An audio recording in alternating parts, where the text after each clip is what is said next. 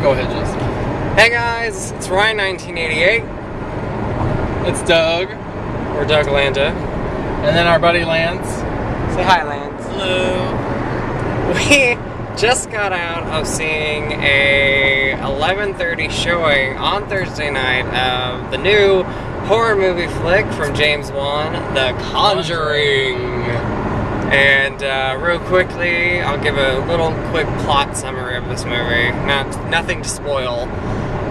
Basically surrounds a based on true events case with two different groups of people. The Warrens, what were their names? Ed and Lorraine. Ed and Lorraine Warren, who Played are by Vera Farmiga and Patrick Wilson. And they are real life people who, over the years, over like 50 years, investigated a lot of stories. And they get a case from the Perrin family, I believe, whose house is haunted. Yes. And that's basically the idea, the premise of it, you know, without spoiling anything for you guys. So let's first off give a star rating from each person. Okay, Lance, you go first. Out of a 5, I give it a 2.5, possibly 3. We'll say 3. Out of 4 stars, because that's what I always go out of, I would give it a 2.5. And out of 5 stars for me, I'm going to give it a 4 out of 5. So, who wants to say the positive and negative things first? I'll go first on that. Okay. The positive is they do a really good job with sound. I think that was probably a big plus in the movie. They don't... some of the suspense, the setup of some of the scenes. The negative... I would have to ask why it's rated R. Yeah, I'll talk about that. There's really nothing to this movie that would really give it an R rating. The ratings board said that it got an R because it was way too intense. Way too violent. It was too violent and too intense is the word they use for a PG-13 rating, which I didn't really think that, but... Yeah. So my biggest complaint is they use... a lot of jump scares, which I wasn't really expecting. Yeah. And I thought towards the end got a little crazy. The rest of the movie has this sort of... It's building tension and atmosphere, and just the ending kind of got a little crazy. Mm-hmm. So that's my thing on it. Okay. Lance? Well, Insidious is better. I agree.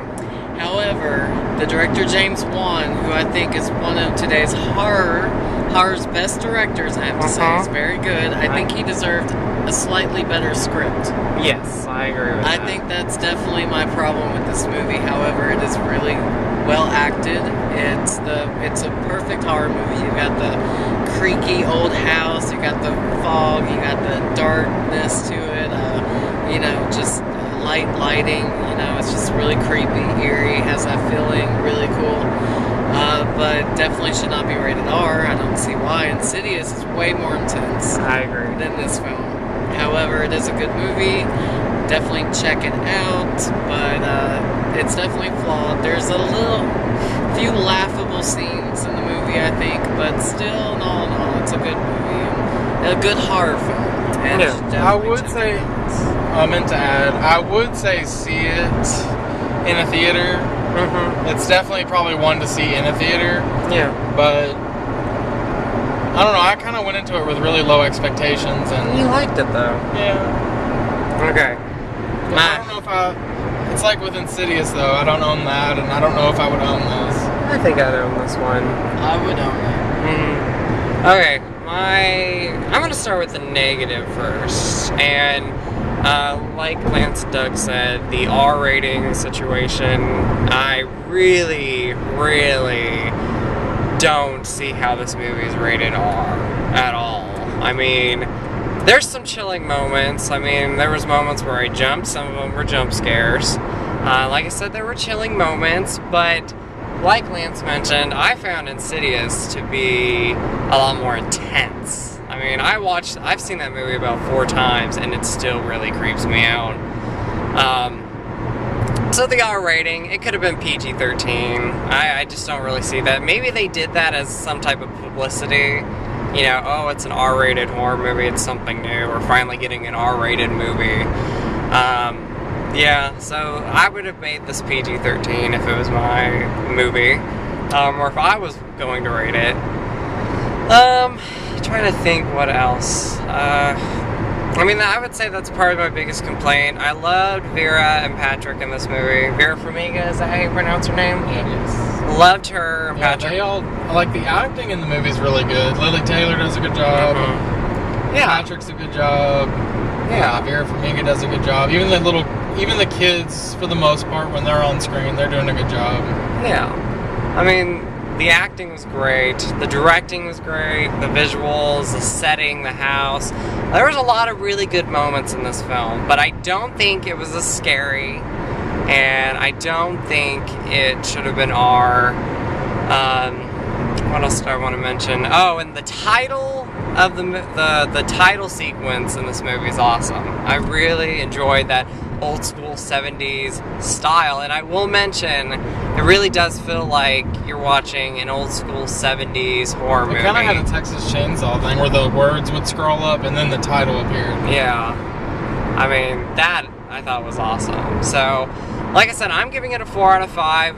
I'd say see it in theaters. It's definitely worth seeing. I kind of want to go on a little bit of a rant, and this is more like the theater experience.